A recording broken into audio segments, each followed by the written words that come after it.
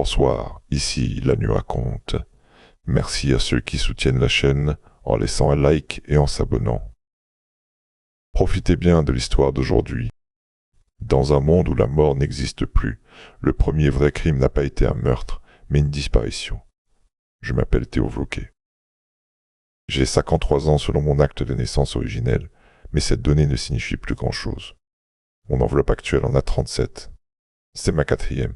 Je suis analyste en continuité de conscience, rattaché au bureau central d'audit mémoriel, division des anomalies critiques. Avant ça, j'étais enquêteur judiciaire spécialisé dans les crimes technologiques.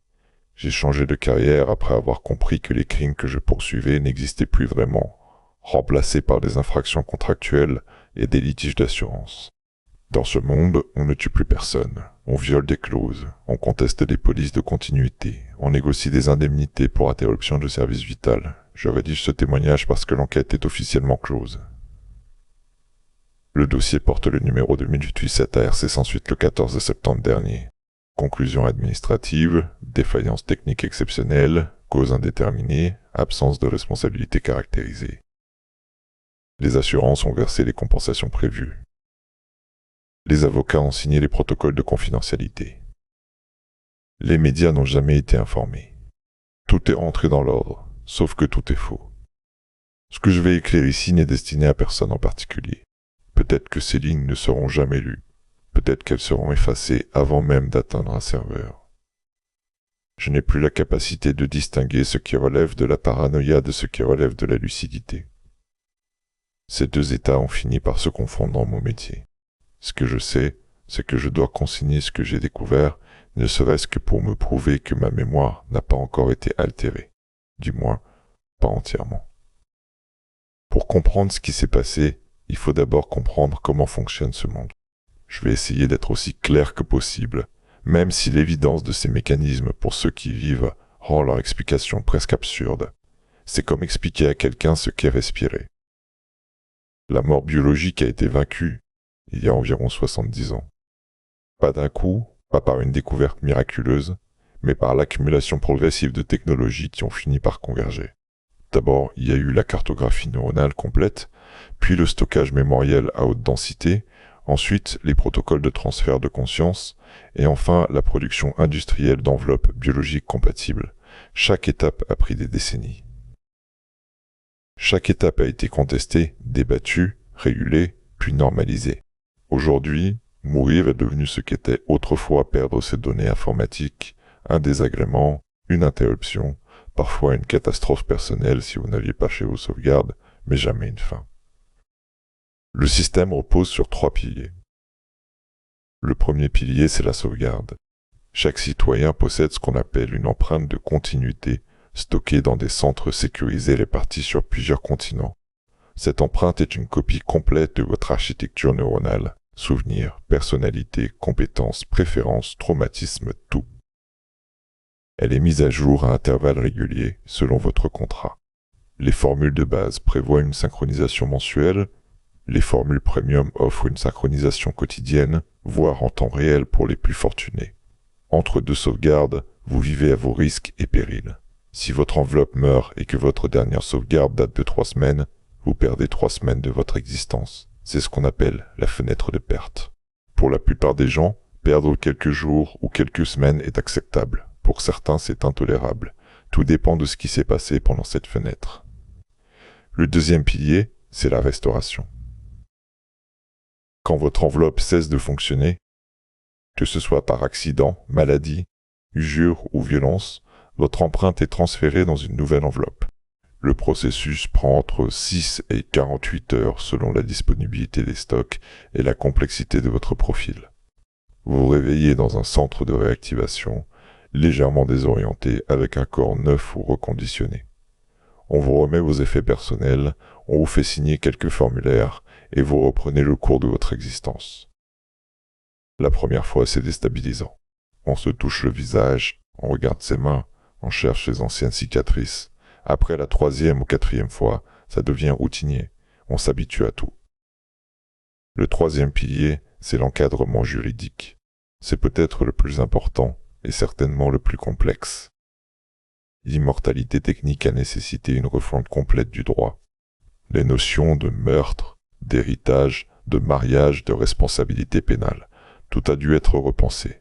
On ne peut plus tuer quelqu'un au sens traditionnel du terme, mais on peut lui infliger des préjudices de continuité. Détruire une enveloppe sans autorisation reste un délit grave, puni par des amendes colossales et des obligations de réparation. Mais ce n'est pas un meurtre. C'est une atteinte à l'intégrité corporelle temporaire, aggravée si elle entraîne une perte mémorielle. Les avocats spécialisés dans ces questions sont parmi les mieux payés du monde. Il existe également des contrats de continuité, sortes de testaments modernes qui définissent ce qui doit advenir de votre empreinte en cas de problème. Vous pouvez désigner des bénéficiaires, imposer des conditions de restauration, refuser certains types d'enveloppes, exiger des délais, prévoir des clauses de suspension volontaire. Certains choisissent de ne pas être restaurés avant plusieurs décennies, le temps que le monde change suffisamment pour leur redonner envie d'y participer. D'autres programmant des cycles, 5 ans d'existence, 10 ans de suspension, ainsi de suite pendant des siècles. La mort est devenue une option parmi d'autres dans un menu de service. Les assurances vie ont été remplacées par des assurances de continuité. Elles couvrent les frais de stockage, de restauration, de nouvelles enveloppes, de réadaptation psychologique. Les primes varient selon votre profil de risque, votre âge apparent, votre historique de restauration, vos activités professionnelles. Un pilote de course paie plus cher qu'un comptable. Un soldat sous contrat paie plus cher qu'un enseignant. Tout est tarifé, quantifié, actuarisé. Dans ce système, la mort définitive est théoriquement impossible. Je dis bien théoriquement impossible. Il existe des cas de figure où une restauration échoue, corruption massive des données, destruction simultanée de tous les centres de sauvegarde, incompatibilité neurologique avec les enveloppes disponibles. Ces cas sont extrêmement rares, documentés, étudiés et systématiquement suivis d'amélioration des protocoles. Chaque échec est une anomalie que le système s'efforce de corriger. L'objectif affiché est d'atteindre un taux de continuité de 100%. Nous en sommes à 99,97%. Les 3 centièmes restants représentent environ 4000 personnes par an sur une population mondiale de 12 milliards. Des statistiques acceptables. Des erreurs techniques, des tragédies individuelles noyées dans la masse. Sauf que le cas dont je vais parler ne rentre dans aucune de ces catégories. Le 17 juillet dernier, à 14h12, Eva Marchetti a cessé d'exister. Pas seulement son enveloppe, pas seulement sa sauvegarde principale, tout. Son empreinte de continuité a disparu de tous les serveurs simultanément. Ses sauvegardes secondaires se sont révélées vides. Ses archives mémorielles ont été trouvées corrompues au-delà de toute récupération. Son identité numérique a été effacée des registres civils. Ses contrats d'assurance ont été résiliés rétroactivement. Sur le papier, Eva Marchetti n'a jamais existé. C'est ce qu'on appelle un effacement total. Et c'est censé être impossible. J'ai été contacté 2 jours plus tard par le docteur Sonia Keller, directrice adjointe du Centre de régulation des continuités, l'organisme qui supervise l'ensemble du système de sauvegarde à l'échelle nationale. Sonia et moi nous connaissions depuis longtemps. Nous avions travaillé ensemble sur plusieurs dossiers d'audit, des cas de fraude à l'assurance pour la plupart. Elle savait que je ne posais pas trop de questions et que je savais garder les informations sensibles pour moi. Ce jour-là, sa voix au téléphone avait quelque chose de différent. Pas de la peur exactement. Plutôt cette tension particulière qu'ont les gens qui viennent de comprendre que le sol sous leurs pieds n'est pas aussi solide qu'ils le pensaient. Elle m'a donné rendez-vous dans un café du vieux quartier administratif, un endroit discret où personne ne fait attention à personne. Quand je suis arrivé, elle était déjà là, assise près de la fenêtre, les mains serrées autour d'une tasse qu'elle ne buvait pas. Sonia a 58 ans d'origine, mais son enveloppe actuelle en paraît 40. Elle a toujours préféré les apparences matures, contrairement à beaucoup de ses collègues qui optent pour des corps plus jeunes. Elle dit que ça lui donne de la crédibilité. Je pense qu'elle a simplement du mal à se voir autrement que comme elle se souvient d'avoir été. Elle m'a tout expliqué en moins de 20 minutes. Le cas Marchetti. L'impossibilité technique. Les premières vérifications qui n'avaient rien donné. L'absence totale de traces exploitables. et surtout l'ordre venu d'en haut de constituer une équipe restreinte pour enquêter discrètement sans alerter les médias ni les autorités judiciaires ordinaires. Pourquoi moi, j'ai demandé. Parce que tu sais comment fonctionnent les systèmes, elle a répondu. Et parce que tu sais ce qu'ils cachent. Je n'ai pas su quoi répondre à ça. Elle avait raison, bien sûr. Après 20 ans dans ce métier, j'avais vu suffisamment de choses pour savoir que le système de continuité, malgré toutes ces garanties officielles, était loin d'être parfait. Il y avait des zones d'ombre, des arrangements, des exceptions qui ne figuraient dans aucun manuel. Mais de là à imaginer qu'on puisse faire disparaître quelqu'un complètement, définitivement, sans laisser la moindre trace, ça dépassait tout ce que j'avais pu observer. J'ai accepté. Pas par curiosité, même si je mentirais en disant qu'elle n'y était pour rien. J'ai accepté parce que Sonia avait l'air véritablement effrayée, et que Sonia n'a jamais peur de rien. Et aussi parce que, quelque part au fond de moi, j'avais besoin de croire que le système pouvait encore être tenu responsable de quelque chose, que l'impunité n'était pas totale, que les morts, même dans un monde sans mort, pouvaient encore avoir un sens. L'équipe a été constituée en 48 heures. 5 personnes en tout, moi compris. Le minimum pour couvrir les différents aspects de l'enquête, le maximum pour garantir la confidentialité. Il y avait d'abord Marcus Chen, ingénieur en système de sauvegarde, 32 ans d'apparence, probablement 70 d'origine. Marcus était ce qu'on appelle un croyant. Il avait foi dans le système comme d'autres ont foi en une divinité. Pour lui, la technologie de continuité représentait le plus grand accomplissement de l'humanité, la victoire définitive sur notre condition mortelle. Chaque faille qu'il découvrait n'était qu'un problème technique à résoudre, jamais un défaut structurel. Il approchait l'enquête avec l'enthousiasme méthodique d'un mécanicien face à une panne inexpliquée. Quelque chose n'avait pas fonctionné, et il allait trouver quoi? Simple, logique, réparable. Il y avait ensuite Dorian Vance, consultant indépendant en sécurité des données, officiellement recruté pour son expertise en cryptographie avancée. Dorian était l'exact opposé de Marcus. Cynique jusqu'à la moelle, il ne croyait en rien d'autre qu'en sa propre capacité à tirer profit de n'importe quelle situation. Je l'avais croisé sur plusieurs affaires par le passé, toujours du mauvais côté de la légalité, jamais suffisamment pour qu'on puisse l'épingler. Il savait que le système était pourri parce qu'il en profitait quotidiennement. Si quelqu'un pouvait identifier les failles exploitables, c'était lui. Sonia l'avait recruté en échange d'une immunité temporaire sur certaines de ses activités passées. Un arrangement classique dans ce genre d'enquête officieuse. Sonia elle-même faisait partie de l'équipe, évidemment. Elle représentait l'autorité institutionnelle, celle qui pouvait ouvrir les portes et accéder aux données sensibles, mais elle représentait aussi quelque chose d'autre, que j'ai mis du temps à comprendre. Elle représentait le système qui se regardait dans un miroir et n'aimait pas ce qu'il voyait. Et puis il y avait moi. L'analyste, celui qui devait rassembler les pièces du puzzle et leur donner un sens.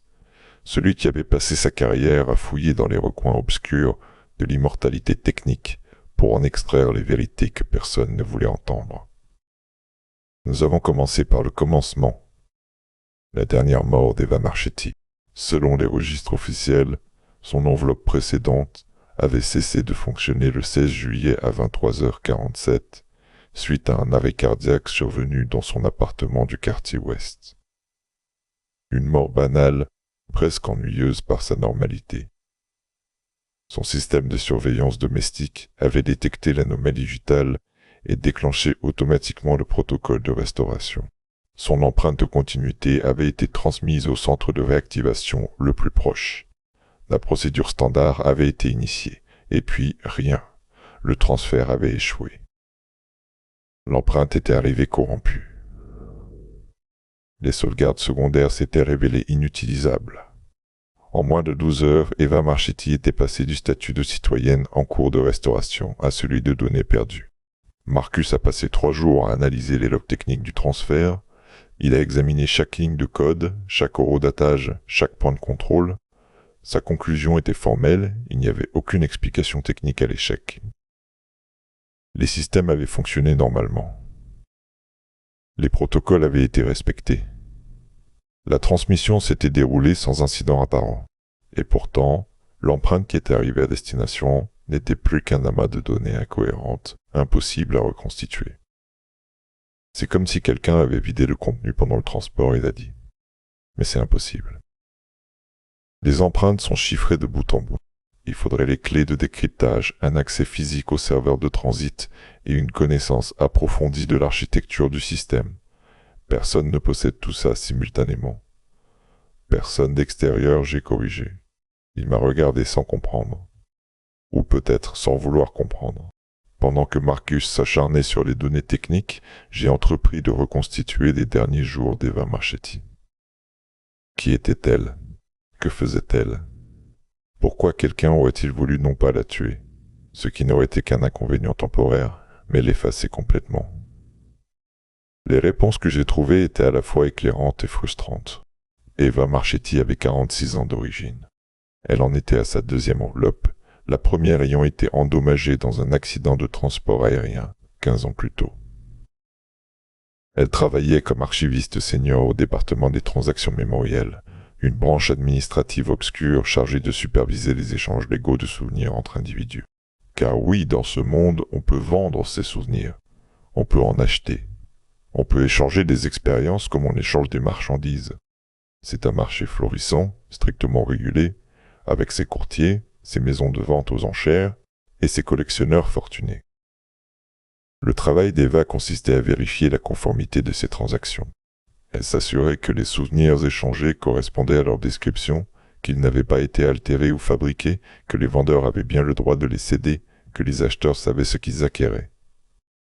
Un travail méticuleux, technique, apparemment sans histoire.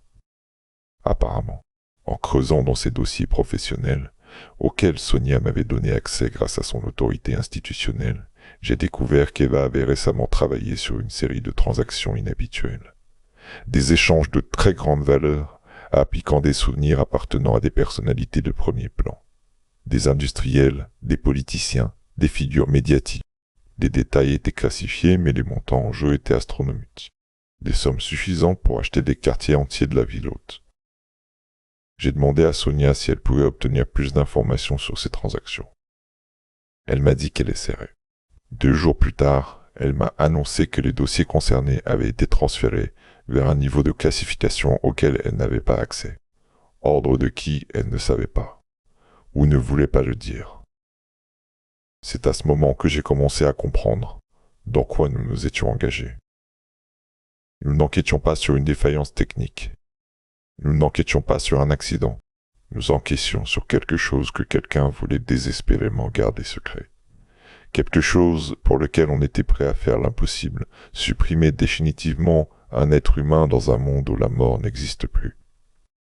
Dorian a été le premier à formuler ce que nous pensions tous sans oser le dire. Nous étions dans la salle de réunion que Sonia avait réquisitionnée pour l'enquête, une pièce sans fenêtre au sous-sol du centre de régulation. Il faisait sombre malgré l'éclairage artificiel. L'air avait cette odeur particulière des endroits trop longtemps fermés. Vous vous rendez compte de ce que ça signifie? Il a dit en jouant avec son stylet. Si quelqu'un peut effacer une personne comme ça, complètement, définitivement, ça veut dire que tout le système repose sur une illusion. L'immortalité garantie, de la poudre aux yeux. N'importe qui peut être supprimé si les bonnes personnes le décident. Marcus a protesté. Il refusait de croire que le système puisse être ainsi compromis. Il devait y avoir une autre explication, une faille inconnue, un bug jamais documenté, quelque chose de réparable. Dorian a ri. Un rire sans joie, celui de quelqu'un qui a depuis longtemps cessé de s'étonner de la capacité humaine à fermer les yeux sur l'évidence. Mon petit Marcus, il a dit, tu crois vraiment que les gens qui ont construit ce système l'ont fait sans se ménager une porte de sortie? Tu crois qu'ils ont renoncé à tout pouvoir sur la vie et la mort? L'immortalité, c'est pour les masses. C'est pour que tout le monde continue à travailler, à consommer, à rembourser ses crédits de continuité pendant des siècles. Mais quelque part, il y a forcément des gens qui gardent le doigt sur l'interrupteur. Sonia lui a demandé de se taire. Pas parce qu'il avait tort, je pense, mais parce qu'elle n'était pas encore prête à entendre cette vérité formulée aussi crûment. Moi, je n'ai rien dit. Je repensais à ma propre carrière, à tous ces dossiers classés sans suite, à toutes ces anomalies jamais expliquées, à tous ces témoins dont les souvenirs ne correspondaient pas aux faits. Pendant des années, j'avais attribué ces incohérences à des erreurs humaines, à des problèmes techniques, à la complexité inhérente d'un système aussi vaste. Je n'avais jamais voulu voir le schéma d'ensemble. Peut-être parce que le voir aurait signifié admettre que ma propre existence ne tenait qu'à un fil. Que ma continuité n'était pas un droit, mais une permission. Que quelqu'un, quelque part, pouvait décider à tout moment que je n'avais plus ma place dans ce monde. C'est une pensée difficile à supporter. On s'habitue à l'immortalité. On planifie sur des siècles. On accumule des projets, des relations, des souvenirs. On se construit une identité qui transcende les enveloppes successives. Et puis on découvre que tout cela peut être effacé d'un claquement de doigts, sans procès, sans appel, sans même laisser de traces. J'ai décidé qu'il était temps de descendre dans la ville. Quand je parle de descendre, je ne parle pas seulement de géographie, même si c'est aussi ça. La ville où je vis, comme toutes les grandes métropoles de ce monde, est stratifiée. Les riches vivent en hauteur, dans des tours qui percent les nuages, avec des jardins suspendus et des vues imprenables. Les moins riches vivent aux étages intermédiaires, dans des appartements fonctionnels mais sans âme. Et les pauvres, ceux qui ne peuvent pas se permettre des sauvegardes régulières, ni des enveloppes de qualité, vivent en bas. Dans les fondations, dans l'ombre des structures qui les écrasent. C'est là que je devais aller. Parce que c'est là que vivent les gens qui connaissent les vraies règles du jeu, ceux qui n'ont pas le luxe de l'illusion. Le quartier s'appelle officiellement le secteur 7-bas. Tout le monde l'appelle la fosse. C'est un labyrinthe de rues étroites, de passerelles métalliques, de bâtiments qui s'appuient les uns sur les autres comme des ivrognes fatigués. La lumière du soleil n'y parvient jamais directement. Il y fait toujours sombre, toujours humide. L'air sent l'antiseptique bon marché, le plastique chauffé par les générateurs, et quelque chose d'autre, une odeur organique que je n'ai jamais su identifier. L'odeur de la chair qui se dégrade lentement faute d'entretien. Dans la fosse, les gens vivent dans des enveloppes usées, des corps de 3e ou 4e main, rapiécés, rafistolés, maintenus en fonction par des cocktails de produits chimiques. Ils n'ont pas les moyens de s'en offrir de nouveaux. Leurs contrats de continuité sont au minimum légal. Une sauvegarde tous les 6 mois. Une restauration garantie dans les 30 jours. Une enveloppe disponible de catégorie économique. Ça signifie qu'ils peuvent perdre 6 mois de leur vie d'un coup. Ça signifie aussi qu'ils peuvent attendre 1 mois dans le néant avant de revenir. 1 mois sans existence, sans conscience, sans rien. Pour eux, la mort n'est peut-être pas définitive, mais elle reste terrifiante. Certains n'ont même pas de contrat. Ils vivent dans des enveloppes louées, payées au jour le jour, qu'ils doivent rendre s'ils ne peuvent plus assumer les frais. J'ai vu des gens se faire expulser de leur propre corps pour défaut de paiement. Leur conscience est extraite de force et placée en suspension jusqu'à ce qu'ils trouvent les moyens de financer une nouvelle enveloppe. Certains restent suspendus pendant des années, des décennies. Certains ne reviennent jamais, leur dette étant devenue si énorme qu'aucune existence ne suffirait à la rembourser. C'est dans ce monde-là que j'ai trouvé Myriam. On m'avait donné son nom par un contact. Un ancien indicateur de mes années d'enquêteur. Un type qui traînait dans les bas-fonds depuis si longtemps qu'il en connaissait tous les secrets. Il m'avait dit que si quelqu'un savait quelque chose sur les disparitions définitives, c'était elle. Myriam tenait un établissement dans une ruelle sans nom, coincé entre une clinique de reconditionnement clandestin et un entrepôt abandonné. L'enseigne au-dessus de la porte indiquait simplement Souvenirs, en lettres qui avaient dû être lumineuses autrefois. Aujourd'hui, seules 2 d'entre elles s'allumaient encore, par intermittence, donnant au mot un aspect fantomatique. L'intérieur était sombre, encombré, saturé d'odeurs que je ne voulais pas identifier. Des comptoirs vitrés contenaient des objets hétéroclites, des bijoux, des vêtements, des appareils électroniques anciens. Mais je savais que le vrai commerce de Myriam se faisait ailleurs, dans l'arrière-boutique où elle achetait et vendait quelque chose de bien plus précieux que des bibelots. Elle est apparue derrière un rideau de perles synthétiques, une femme d'apparence indéterminée dans une enveloppe qui avait connu des jours meilleurs. Ses yeux étaient dépareillés, un bleu, un brun, signe d'un remplacement oculaire bon marché. Ses mains tremblaient légèrement, peut-être un problème neurologique non corrigé. Mais son regard était vif, perçant, celui de quelqu'un qui a appris à évaluer les gens au premier coup d'œil. « Vous n'êtes pas d'ici, » elle a dit. Ce n'était pas une question. « Non. Qu'est-ce que vous voulez ?» « Des informations. » Elle a ri, un son rauque et fatigué. Tout le monde veut des informations. La question, c'est ce que vous êtes prêt à donner en échange. Je lui ai montré ma carte d'accès au bureau d'audit. Elle a haussé un sourcil, visiblement pas impressionnée. Officiel, elle a commenté. C'est rare par ici. Je ne suis pas là officiellement. Ça, c'est moi. Elle m'a fait signe de la suivre dans l'arrière-boutique. C'était une pièce plus petite, encore plus encombrée, avec des étagères qui montaient jusqu'au plafond, chargées de boîtes et de conteneurs dont j'ignorais le contenu. Au centre, une table couverte d'équipements que je reconnaissais, des interfaces de lecture mémorielle, du matériel de stockage haute densité, des câbles de connexion neuronale, du matériel illégal, ou du moins non autorisé pour un usage privé. Je cherche des informations sur les effacements totaux, j'ai dit. Elle s'est figée un instant, presque imperceptiblement. Puis elle s'est assise sur un tabouret branlant et m'a regardé avec une expression nouvelle. Plus de méfiance, de la prudence. C'est un sujet dangereux, elle a dit. Je sais. Vous savez pourquoi c'est dangereux? Parce que ça n'est pas censé exister. Elle a hoché la tête lentement. Les gens d'en haut appellent ça des corrections. Comme si c'était juste de la maintenance. Comme si supprimer quelqu'un définitivement, c'était la même chose que réparer une fuite d'eau. Vous savez comment ça fonctionne? Elle a hésité. Je voyais qu'elle pesait le pour et le contre. D'un côté, le risque de parler. De l'autre, peut-être, l'envie de voir quelqu'un prendre enfin la chose au sérieux. Je sais des choses, elle a fini par dire. Des choses que j'ai vues. Des choses qu'on m'a racontées. Mais avant que je vous dise quoi que ce soit, vous devez comprendre quelque chose. Ce que vous cherchez, ça ne concerne pas juste une personne. Ça concerne le système tout entier. La façon dont il fonctionne vraiment. Et une fois que vous savez, vous ne pouvez plus faire semblant de ne pas savoir. C'est pour ça que je suis là. Elle m'a regardé longtemps, comme si elle essayait de lire quelque chose dans mes yeux. Peut-être ma sincérité. Peut-être ma naïveté. Peut-être juste mon désespoir. D'accord, elle a dit finalement. Mais pas ici. Pas maintenant. Revenez demain soir, je vous emmènerai quelque part où vous pourrez voir de vos propres yeux. Je suis revenu le lendemain, comme convenu. La nuit était tombée depuis longtemps. Mais dans la fosse, ça ne changeait pas grand-chose. Les mêmes lumières blafardes, les mêmes ombres profondes, la même humidité qui s'infiltrait partout. Myriam m'attendait devant sa boutique, emmitouflée dans un manteau trop grand pour elle. Sans un mot, elle s'est mise en marche, et je l'ai suivi à travers l'un des dalles de ruelles que je n'aurais jamais trouvé seul.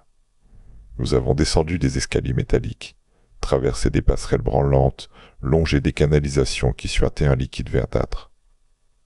Plus nous descendions, plus l'air devenait lourd, chargé d'une humidité poisseuse.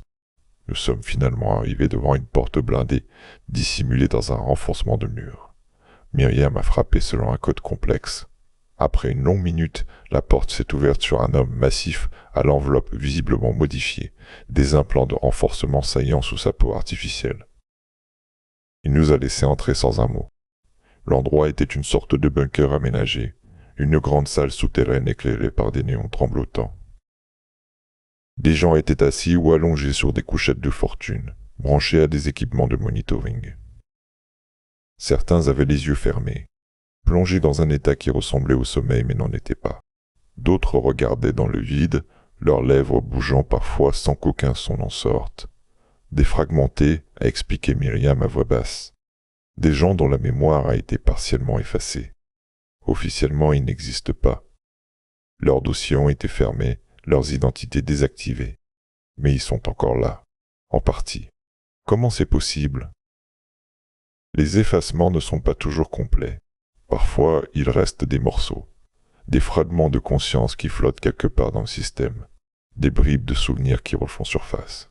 Ces gens-là ont été récupérés, reconstitués tant bien que mal, par des gens comme moi qui refusent de les laisser disparaître complètement. J'ai regardé autour de moi, essayant de comprendre ce que je voyais. Ces êtres brisés, ces consciences incomplètes, étaient la preuve vivante que l'effacement total existait, qu'il était pratiqué, que les gens étaient supprimés du système de continuité sans que personne ne s'en soucie. Pourquoi, j'ai demandé. Pourquoi fait-on ça à des gens? Myriam m'a conduit vers une couchette au fond de la salle. Une femme y était allongée, reliée à plusieurs machines par des câbles qui entraient directement dans son crâne. Ses yeux étaient ouverts mais ne regardaient rien. De temps en temps, ses doigts se crispaient, comme si elle cherchait à attraper quelque chose d'invisible. Elle s'appelait Nora, a dit Myriam. Elle travaillait pour une grande entreprise de stockage mémoriel. Un jour, elle a découvert quelque chose qu'elle n'aurait pas dû voir, quelque chose sur les transactions de haut niveau, sur ce qui se passe vraiment avec les souvenirs des gens importants. Elle a voulu en parler. 3 jours plus tard, elle était comme ça. Qu'est-ce qu'elle avait découvert? Myriam a secoué la tête. Elle ne peut plus nous le dire. Tout ce qui concernait cette découverte a été effacé. Il ne reste que des fragments, des impressions, de la peur surtout, une terreur absolue. Quand on la branche aux interfaces, c'est la seule chose qu'on capte. Une terreur si profonde qu'elle a survécu à l'effacement. Je me suis approché de Nora. Son visage était figé dans une expression neutre, mais ses yeux racontaient une autre histoire. Il y avait quelque chose au fond de ce regard vide. Quelque chose qui hurlait en silence. Comment font-ils, j'ai demandé. Techniquement, je veux dire. Comment effacent-ils les gens? Myriam m'a fait signe de la suivre vers un coin plus isolé de la salle. Elle s'est assise sur une caisse retournée et m'a invité à faire de même. Le système de continuité repose sur la redondance, elle a commencé. Plusieurs copies de votre empreinte, stockées à différents endroits, mises à jour régulièrement. L'idée, c'est que même si un serveur est détruit, les autres prennent le relais. C'est ce qui rend la mort définitive théoriquement impossible. Théoriquement. Oui, théoriquement. Mais ce que les gens ne savent pas, c'est que toutes ces copies passent par un point central, un nœud de synchronisation qui s'assure que toutes les versions de votre empreinte restent cohérentes entre elles. Sans ce nœud, les copies divergeraient avec le temps, et vous finiriez par avoir plusieurs versions de vous-même, incompatibles les unes avec les autres. Et ce nœud peut être utilisé pour effacer quelqu'un. Exactement. Si vous avez accès au nœud de synchronisation, vous pouvez envoyer une commande qui efface simultanément toutes les copies d'une empreinte donnée. C'est censé être une fonction de sécurité, pour les cas où une empreinte serait corrompue ou compromise. Mais comme toutes les fonctions de sécurité, elle peut être détournée. Qui a accès à ce nœud? Elle a eu un sourire amer. Officiellement, personne. Le nœud est géré par des protocoles automatisés, supervisés par des comités qui ne prennent jamais de décisions individuelles. Tout est anonyme, décentralisé, impossible à attribuer. Et officieusement, il y a des gens qui ont des clés très spéciales, qui leur donnent un accès privilégié au système. Ces gens-là peuvent faire des choses que le commun des mortels ne peut même pas imaginer. Ils peuvent modifier des souvenirs, ils peuvent déplacer des consciences d'une enveloppe à une autre sans le consentement de la personne. Et oui, ils peuvent effacer quelqu'un définitivement. Qui sont ces gens? Elle m'a regardé comme si je lui avais posé la question la plus naïve du monde. Qui croyez-vous? Les mêmes qui ont toujours eu le pouvoir. Les mêmes qui ont toujours décidé qui vit et qui meurt. Ils ont juste adapté leur méthode à la nouvelle réalité. Je suis resté silencieux un long moment, digérant ce qu'elle venait de me dire. D'une certaine façon, ça confirmait ce que Dorian avait suggéré quelques jours plus tôt. L'immortalité pour tous n'était qu'une façade. Derrière, les structures de pouvoir restaient les mêmes. Ceux qui avaient les moyens pouvaient toujours décider du sort de ceux qui ne les avaient pas. Eva Marchetti, j'ai dit finalement. Elle travaillait sur des transactions mémorielles de haut niveau. Vous pensez qu'elle a découvert quelque chose de similaire à ce que Nora avait trouvé? C'est possible. Le marché des souvenirs est l'un des terrains de jeu préférés des gens dont je vous parle. Les souvenirs, c'est du pouvoir, c'est de l'information, c'est de la manipulation. Si votre Eva a commencé à fouiller au mauvais endroit, elle a très bien pu mettre le doigt sur quelque chose qu'il voulait garder secret. Quelque chose comme quoi? Myriam a hésité. Je voyais qu'elle approchait d'une limite, un point au-delà duquel même elle n'osait pas aller. Il y a des rumeurs, elle a fini par dire. Des rumeurs sur un programme spécial, quelque chose qui irait au-delà des simples effacements, quelque chose qui permettrait de... Je ne sais pas comment le formuler, de réécrire l'histoire. Pas juste d'effacer des gens, mais de modifier ce qu'ils étaient. De changer leurs souvenirs, leur personnalité, leurs convictions. De transformer des ennemis en alliés sans que personne ne s'en rende compte, pas même les intéressés. C'est techniquement faisable, avec un accès suffisant au système, probablement. Les empreintes de continuité ne sont que des données, après tout, et les données peuvent être modifiées. Je suis reparti de ce bunker avec plus de questions que de réponses, mais aussi avec une conviction nouvelle. Eva Marchetti n'avait pas été victime d'un accident technique. Elle avait été délibérément supprimée parce qu'elle avait découvert quelque chose. Et ce quelque chose était suffisamment important pour justifier l'impensable, une mort définitive dans un monde sans mort. Le lendemain, j'ai présenté mes découvertes à l'équipe. Marcus a réagi comme je m'y attendais, avec incrédulité et déni. Les fragmentés que j'avais vus n'étaient probablement que des cas de corruption mémorielle non documentés. Les rumeurs sur le programme de réécriture n'étaient que des fantasmes de paranoïaques. Le système ne pouvait pas être aussi compromis que je le suggérais. Dorian, en revanche, a hoché la tête lentement. Ça confirme ce que je pensais, il a dit. J'ai moi-même entendu des choses, au fil des années, des transactions que j'ai vues passer, des commandes bizarres que je n'ai jamais comprises. Il y a définitivement une couche du système à laquelle les gens ordinaires n'ont pas accès. Sonia n'a rien dit. Elle regardait par la fenêtre, son visage illisible. J'ai attendu qu'elle réagisse, mais elle est restée silencieuse pendant de longues minutes. « Qu'est-ce qu'on fait maintenant ?» j'ai fini par demander. Elle s'est retournée vers nous, et j'ai vu quelque chose dans ses yeux que je n'avais jamais vu chez elle, de l'incertitude. « On continue, elle a dit. On creuse, on trouve des preuves concrètes. Et ensuite on verra. » Ça ne me suffisait pas, mais je n'avais pas mieux à proposer. Nous avons repris l'enquête, chacun de notre côté, en suivant les pistes que nous avions. Marcus s'est concentré sur l'aspect technique, essayant de trouver des traces du fameux nœud de synchronisation et de son utilisation abusive. Dorian a activé ses contacts dans les milieux peu recommandables, cherchant des témoignages ou des documents qui pourraient confirmer l'existence du programme de réécriture. Sonia a continué à naviguer dans les méandres administratifs, essayant d'obtenir l'accès aux dossiers classifiés concernant les transactions sur lesquelles travaillait Eva. Quant à moi, j'ai décidé de suivre une autre piste, une piste plus personnelle. Eva Marchetti avait un ex-mari, Henry Clarkson. Ils avaient été mariés pendant 15 ans avant de divorcer il y a environ 3 ans. Selon les registres publics, le divorce avait été cordial, sans conflit majeur. Mais je savais d'expérience que les registres publics ne racontaient jamais toute l'histoire. J'ai trouvé Henry dans un immeuble du quartier administratif, un bâtiment fonctionnel sans caractère particulier.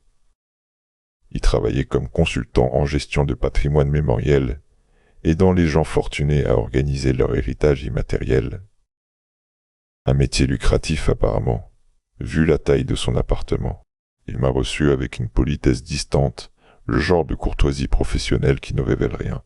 C'était un homme d'apparence soignée, dans une enveloppe qui devait coûter plus cher que mon salaire annuel. Tout chez lui respirait le contrôle, la maîtrise. « Je suis ici au sujet d'Eva », j'ai dit sans préambule. Son visage n'a pas changé d'expression, mais j'ai vu ses épaules se raidir légèrement. « Eva est morte », il a répondu. « Définitivement, apparemment. C'est tragique, mais je ne vois pas en quoi je pourrais vous aider. Vous étiez mariés pendant 15 ans, vous devez savoir des choses sur elle que personne d'autre ne sait. Nous sommes divorcés depuis 3 ans. Les gens changent, justement. » « Pourquoi avez-vous divorcé ?» Il a hésité juste une fraction de seconde. Puis il a souri ce sourire impersonnel qu'ont les gens habitués à négocier. Incompatibilité de caractère, il a dit. La réponse classique. Mais dans notre cas, c'était vraiment ça. Eva était obsessionnelle.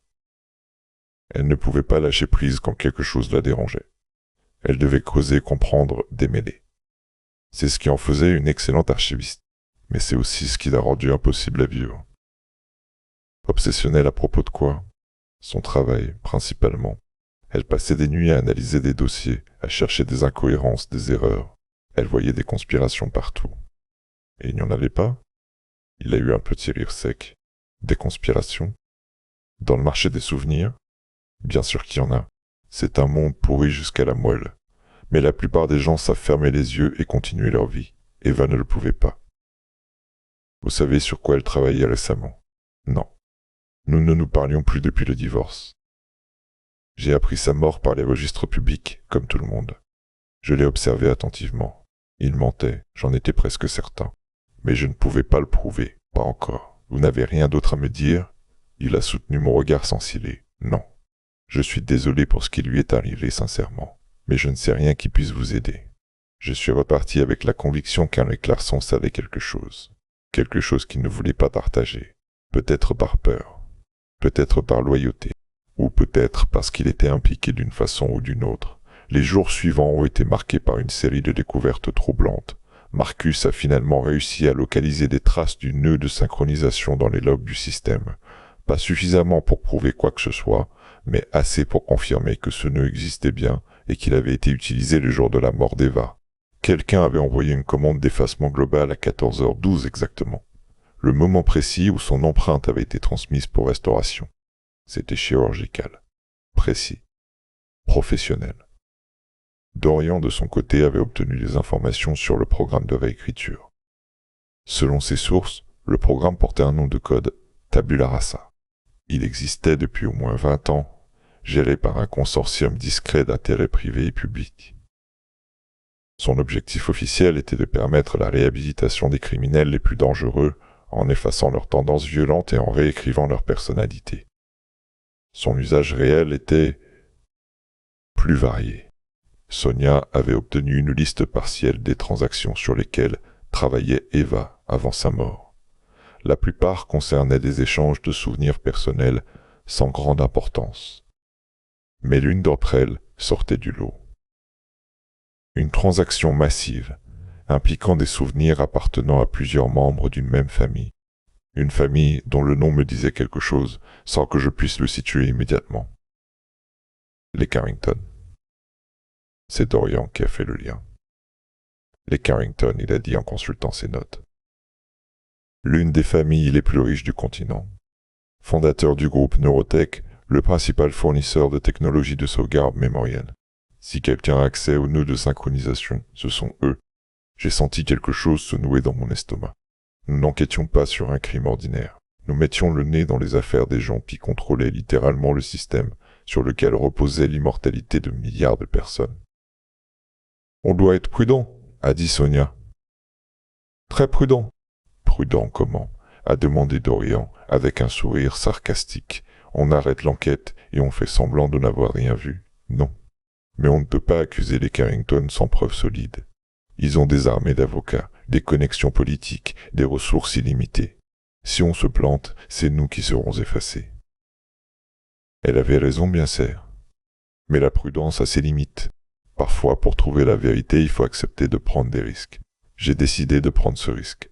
Le lendemain, j'ai utilisé mes accès professionnels pour obtenir une entrevue avec Victor Carrington, le patriarche de la famille. Officiellement, je venais pour un audit de routine concernant les pratiques de stockage mémoriel de Neurotech. Officieusement, je voulais regarder dans les yeux de l'homme qui, peut-être, avait ordonné la mort définitive d'Eva Marchetti. Victor Carrington m'a reçu dans son bureau au sommet de la tour Neurotech, un espace immense avec des baies vitrées qui offraient une vue imprenable sur la ville entière. Il avait 123 ans d'origine, mais son enveloppe actuelle en paraissait 50 à peine. Un homme séduisant, au regard pénétrant, qui dégageait cette assurance tranquille de ceux qui n'ont jamais eu à douter de leur place dans le monde. Il était poli, chaleureux même. Il m'a offert un café, m'a posé des questions sur mon travail, s'est montré intéressé par les détails techniques de l'audit mémoriel. Rien dans son comportement ne suggérait qu'il avait quelque chose à cacher. Et pourtant, il y avait quelque chose dans ses yeux. Une froideur sous la surface aimable, la certitude absolue de celui qui sait qu'il est intouchable. Nous avons discuté pendant 1 heure. J'ai posé mes questions d'audit, il a donné ses réponses standardisées. Tout était parfaitement en ordre, tout était parfaitement documenté, tout était parfaitement légal. Vers la fin de l'entretien, j'ai mentionné le nom d'Eva Marchetti, juste pour voir sa réaction. Il n'a pas cédé. Une tragédie, il a dit avec ce qui ressemblait à de la sincérité. J'ai entendu parler de son cas. Une défaillance technique rare, apparemment. C'est pour ça que nous travaillons constamment à améliorer nos systèmes. Chaque échec est une leçon. Vous la connaissiez? Pas personnellement. Elle travaillait au département des transactions mémorielles, je crois. Nous avons peut-être eu des interactions professionnelles à un moment ou à un autre, mais je ne m'en souviens pas spécifiquement. Il mentait. Je le savais, mais je ne pouvais pas le prouver. Une dernière question, j'ai dit en me levant pour partir. Le programme Tabula Rasa. Ça vous dit quelque chose? Pour la première fois, j'ai vu quelque chose passer dans son regard. Une lueur fugitive, vite maîtrisée. Puis son sourire est revenu, aussi impeccable qu'avant.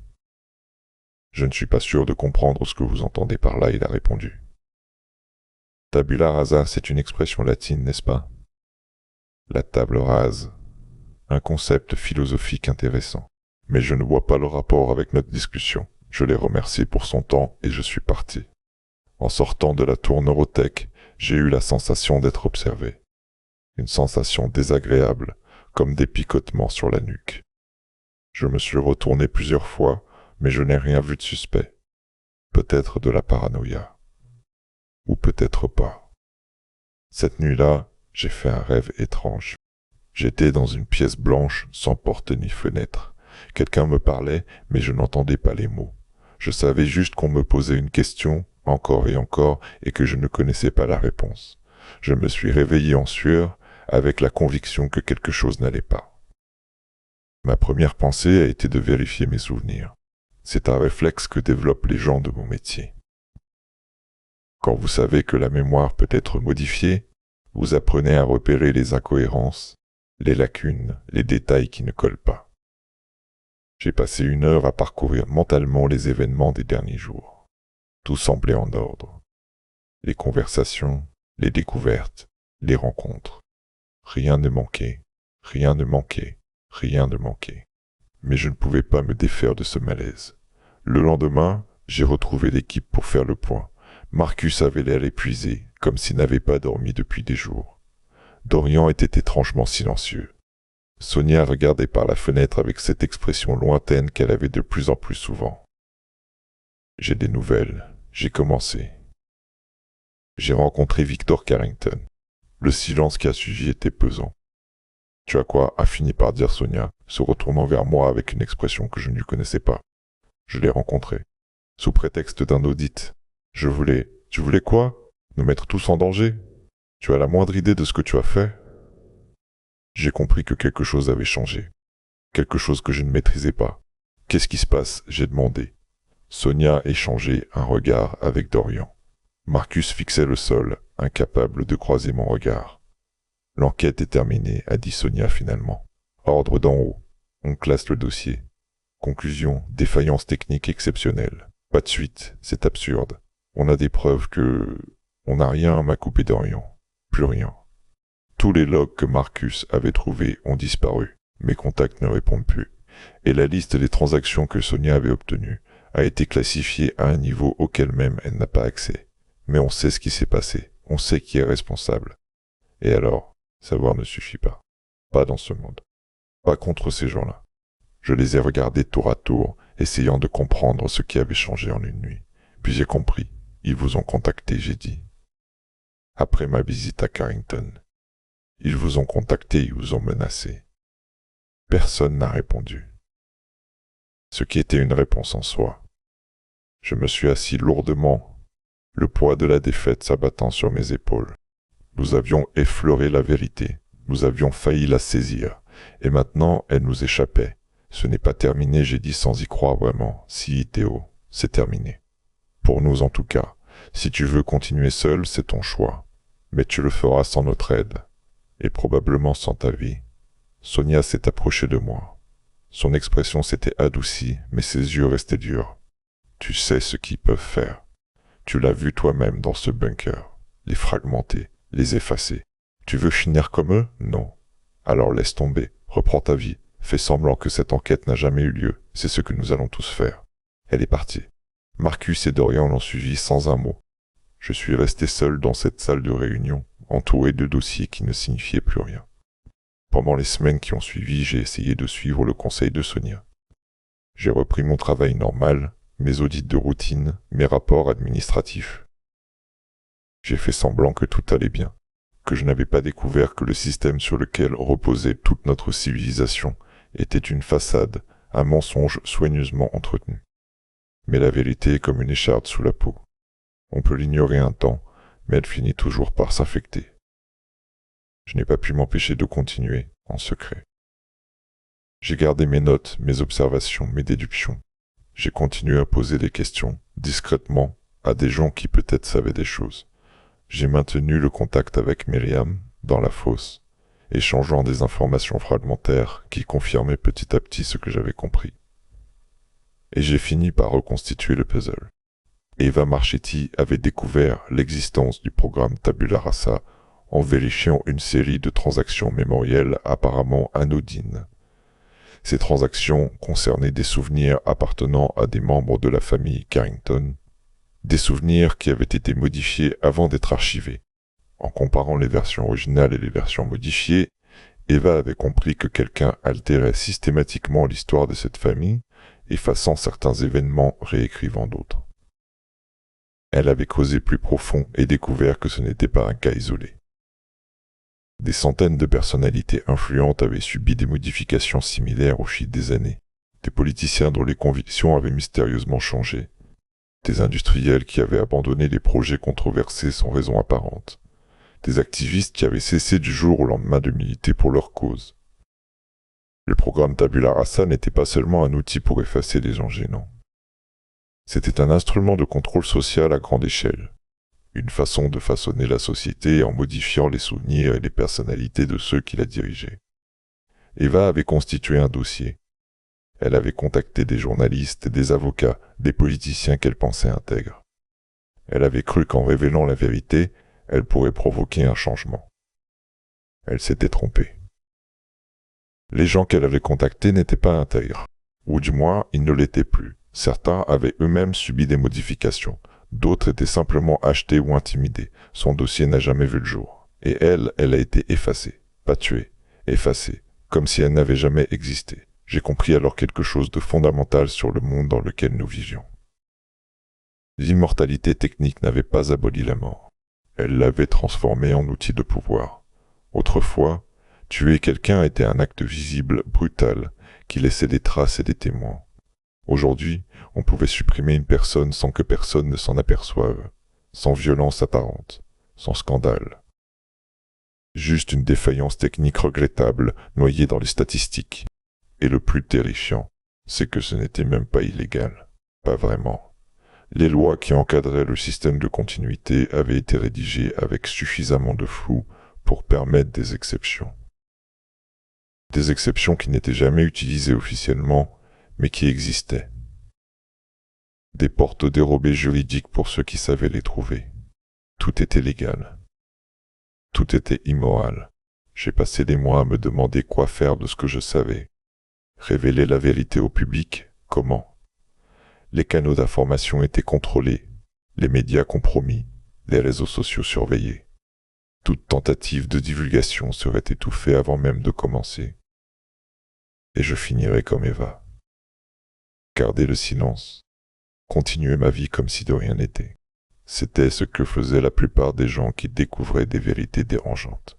Fermer les yeux, se concentrer sur leur propre survie, espérer ne jamais devenir une cible. J'ai choisi une troisième voie. Celle que vous lisez en ce moment. Je ne sais pas qui vous êtes. Je ne sais pas comment ce texte vous est parvenu. Peut-être êtes-vous quelqu'un d'ordinaire, qui est tombé dessus par hasard. Peut-être êtes-vous quelqu'un de puissant qui surveille ce genre de documents. Peut-être êtes-vous une intelligence artificielle programmée pour détecter les contenus subversifs. Peu importe. Ce que je veux que vous compreniez, c'est la nature du monde dans lequel nous vivons. Un monde où la mort n'existe plus, officiellement. Mais où la vraie mort, la mort définitive, est devenue un privilège des puissants. Le droit de décider qui continue d'exister et qui disparaît. On nous a vendu l'immortalité comme une libération. Plus de peur de la mort, plus de deuil définitif, plus de faim. Nous pourrions enfin vivre vraiment sans l'épée de Damoclès suspendue au-dessus de nos têtes. Mais ce qu'on ne nous a pas dit, c'est que l'immortalité sans responsabilité est pire que la mortalité. Quand on peut recommencer indéfiniment, rien n'a plus de poids. Les choix deviennent réversibles. Les erreurs deviennent corrigeables. Les conséquences deviennent temporaires. Et du coup, plus rien n'a vraiment d'importance. Les gens que j'ai rencontrés dans ce monde, les riches comme les pauvres, les puissants comme les faibles, partagent tous cette même caractéristique, une forme de vide au fond des yeux. L'ennui de ceux qui ont tout le temps du monde. La lassitude de ceux qui savent qu'ils reviendront quoi qu'il arrive. L'indifférence de ceux qui n'ont plus rien à perdre parce qu'ils ne peuvent plus rien perdre, sauf que c'est une illusion. Ils peuvent tout perdre d'un instant à l'autre, sur simple décision de quelqu'un qui a les bonnes clés d'accès. L'immortalité pour tous n'existe pas. Ce qui existe, c'est une immortalité conditionnelle, soumise au bon vouloir de ceux qui contrôlent le système. Tant que vous êtes utile, tant que vous ne dérangez personne, vous pouvez continuer à exister. Mais le jour où vous devenez un problème, vous disparaissez, sans trace, sans recours, sans souvenir. Ce que j'ai découvert au cours de cette enquête m'a changé. Pas seulement ma vision du monde, mais quelque chose de plus profond. Quelque chose que je ne saurais pas décrire avec des mots. Parfois, je me réveille la nuit avec la sensation que quelque chose manque. Un souvenir que je n'arrive pas à retrouver. Une conversation que j'ai l'impression d'avoir eue sans pouvoir la situer. Un visage qui me semble familier sans que je puisse lui donner un nom. Je ne sais pas si ce sont des signes de modification mémorielle ou simplement les effets de l'âge et de la fatigue. Je ne sais pas si ce texte que j'écris correspond vraiment à ce que j'ai vécu ou si ma mémoire a déjà été altérée. Je ne sais pas si je suis encore la personne qui a commencé cette enquête il y a des mois. C'est peut-être ça, la véritable terreur de ce monde. Pas la mort. La mort, on peut l'apprivoiser, on peut l'accepter, on peut même la désirer parfois. Non, la vraie terreur, c'est de ne plus savoir qui on est, de douter de ses propres souvenirs, de se demander si les choix qu'on a faits étaient vraiment les nôtres ou s'ils nous ont été implantés. Je pense souvent à Nora, cette femme que j'ai vue dans le bunker de Myriam. Cette femme dont il ne restait que des fragments, reliés à des machines qui tentaient de reconstituer ce qui avait été détruit. Je me demande si elle savait encore qui elle était.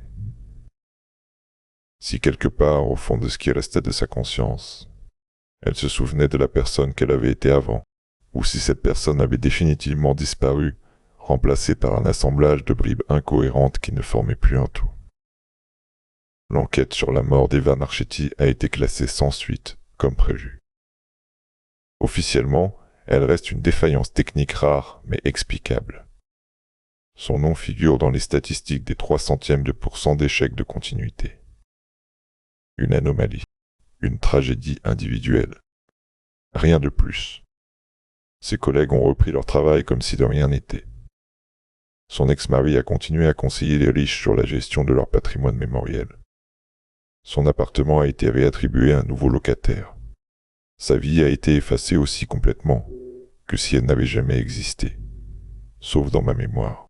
Si ce que je viens d'écrire est vrai, si ma mémoire n'a pas été altérée, alors Eva Marchetti a existé. Elle a vécu. Elle a découvert une vérité importante. Et elle a été tuée pour ça. Une vraie mort. La seule vraie mort qui existe encore dans ce monde.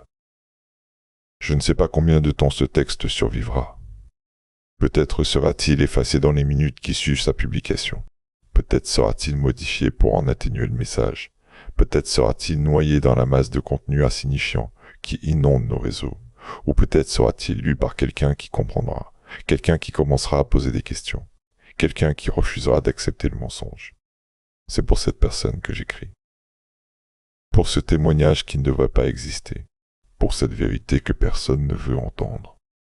Eva Marchetti a été effacée parce qu'elle avait compris que l'immortalité est un outil de contrôle, pas de libération. Que la promesse d'une vie sans fin cache la réalité d'une mort discrétionnaire. Que ceux qui contrôlent le cycle de la continuité contrôlent tout le reste. Elle a été effacée parce qu'elle représentait une menace pour le système, pas parce qu'elle était dangereuse en elle-même, mais parce que la vérité qu'elle portait était dangereuse. Et c'est peut-être ça, la leçon ultime de cette histoire. Dans un monde où la mort biologique a été vaincue, la seule mort qui a encore du sens est celle des idées. La suppression des pensées inconfortables. L'effacement des voix dissidentes. On peut ramener les corps indéfiniment. On peut restaurer les souvenirs. On peut reconstruire les personnalités. Mais on ne peut pas ressusciter une vérité qui a été effacée de toutes les mémoires. Sauf si quelqu'un la consigne quelque part. Sauf si quelqu'un la transmet. Sauf si quelqu'un refuse de l'oublier. Je m'appelle Théo Vauquet. J'ai 53 ans d'origine. J'en suis à ma 4e enveloppe. Et je ne sais plus vraiment qui je suis. Mais je sais ce que j'ai vu. Je sais ce que j'ai découvert. Et je sais que cette vérité mérite d'être préservée, même si je ne suis plus là pour la défendre. Si vous lisez ces lignes, vous savez maintenant ce que je sais. Faites-en ce que vous voulez. Ignorez-les comme des divagations d'un esprit fatigué, ou considérez-les comme le témoignage de quelqu'un qui a entrevu la réalité derrière le voile. Le choix vous appartient. C'est peut-être la seule chose qui nous appartienne encore vraiment. 3 jours après avoir terminé la rédaction de ce témoignage, j'ai reçu une convocation. Pas une arrestation, pas une menace explicite. Juste une convocation administrative pour un entretien de routine concernant mes dernières activités professionnelles. La convocation portait le sceau du Bureau central d'audit mémoriel, mon propre employeur. Mais le nom du responsable qui la signait m'était inconnu. Un certain directeur Alexandre Corbin, dont je n'avais jamais entendu parler en 20 ans de carrière. Je savais ce que cela signifiait, ou du moins je m'en doutais. Il m'avait trouvé. J'aurais pu fuir. Disparaître dans les bas-fonds, rejoindre Myriam et ses fragmentés, vivre dans l'ombre du système en espérant passer inaperçu. Mais je savais que ça ne servirait à rien. Ils avaient des moyens de retrouver n'importe qui. Des moyens dont je n'avais même pas connaissance. Alors je me suis présenté à l'entretien. Alexandre Corbin m'a reçu dans un bureau que je n'avais jamais vu, au dernier étage d'un bâtiment annexe du centre de régulation. C'était un homme d'apparence ordinaire, dans une enveloppe qui devait avoir une 40aine d'années. Rien de remarquable. Le genre de personne qu'on oublie aussitôt qu'on l'a croisé. Sauf ses yeux. Ses yeux étaient remarquables. Ils avaient cette qualité particulière des gens qui ont vu trop de choses, ou qui en ont fait trop. « Asseyez-vous, monsieur Wauquiez, il a dit en désignant une chaise face à son bureau. Nous avons beaucoup de choses à discuter. Je me suis assis, j'ai attendu. Vous savez pourquoi vous êtes ici, il a continué. Ce n'était pas une question. J'imagine que c'est en rapport avec l'enquête Marchetti. En rapport, oui, mais pas comme vous le pensez. Il s'est levé et s'est dirigé vers la fenêtre. Le soleil se couchait sur la ville, projetant des ombres longues sur les tours qui s'élevaient à perte de vue. Vous avez découvert des choses, monsieur Wauquiez. Des choses que peu de gens connaissent. Et vous avez fait quelque chose d'inhabituel avec cette connaissance. Au lieu de la vendre, de l'utiliser pour votre avantage personnel ou simplement de l'oublier, vous avez choisi de la consigner, de la préserver. Comment savez-vous ça? Il a eu un sourire las. Nous surveillons les flux d'informations. C'est notre travail. Votre témoignage a été intercepté avant même d'atteindre un serveur public. Il n'a jamais été diffusé. J'ai senti quelque chose se briser en moi. Tout ce travail, tous ces risques, pour rien. Mais, il a continué. Ça ne signifie pas qu'il a été détruit, ni oublié. Il s'est retourné vers moi, et j'ai vu quelque chose dans son regard que je n'attendais pas. Pas de la menace. Pas de la condescendance. Quelque chose qui ressemblait à du respect. Monsieur Wauquiez, le système que vous avez décrit dans votre témoignage existe. Tabula rasa existe. Les effacements existent. Tout ce que vous avez découvert est vrai. Alors pourquoi me le dire? Parce que vous n'êtes pas le premier à découvrir la vérité. Et vous ne serez pas le dernier. Parce qu'il y a au sein même du système des gens qui pensent que les choses sont allées trop loin, qui pensent que l'immortalité sans responsabilité est en train de détruire ce qui faisait de nous des êtres humains. Vous faites partie de ces gens. Il n'a pas répondu directement. Je vais vous donner un choix, monsieur Wauquiez. Le même choix que nous donnons à tous ceux qui arrivent là où vous êtes arrivés. Quel choix? Vous pouvez oublier. Nous avons les moyens de modifier votre mémoire, de supprimer tout ce qui concerne cette enquête. Vous reprendrez votre vie comme si rien ne s'était passé. Vous serez en sécurité, vous aurez la paix. Et l'autre option? Vous pouvez vous souvenir, garder ce que vous savez, et peut-être, un jour, contribuer à changer les choses. Mais cela signifie vivre avec ce poids, et accepter les risques qui vont avec. Je l'ai regardé, essayant de comprendre s'il était sincère ou s'il s'agissait d'un piège élaboré. Pourquoi me proposer ce choix?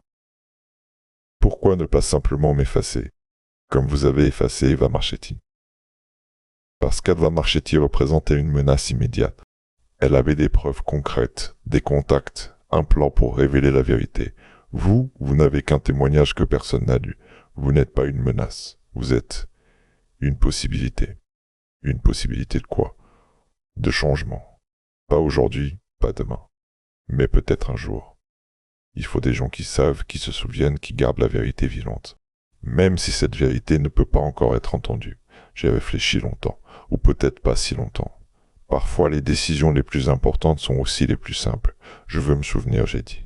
Il a hoché la tête comme s'il s'y attendait. Alors souvenez-vous. Et quand le moment sera venu, vous saurez quoi faire. Je suis sorti de ce bureau avec la tête lourde et le cœur incertain.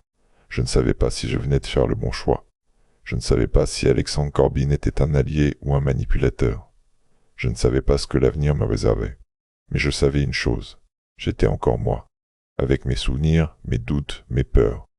Avec la vérité que j'avais découverte, aussi terrible soit-elle. C'est plus que ce que beaucoup peuvent dire dans ce monde. Des mois ont passé depuis cet entretien.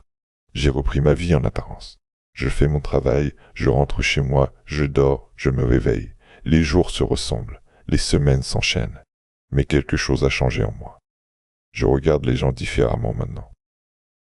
Je vois la fragilité derrière l'assurance. Je perçois le vide derrière les sourires.